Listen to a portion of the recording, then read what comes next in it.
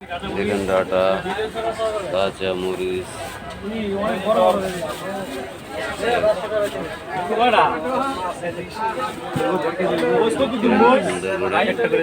Tomato সাজিয়েছে,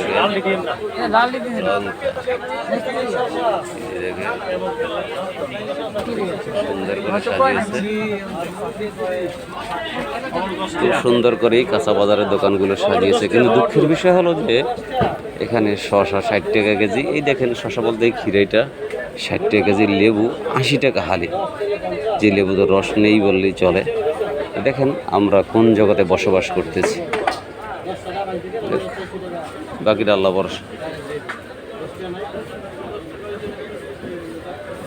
অথচ আমাদের পবিত্র মাহের আমাদের কয়েকদিন বাকি আছে, আর এরপর দেখবেন সব জিনিস বেগুন 80 টাকা কেজি, 100 টাকা কেজি বেগুন।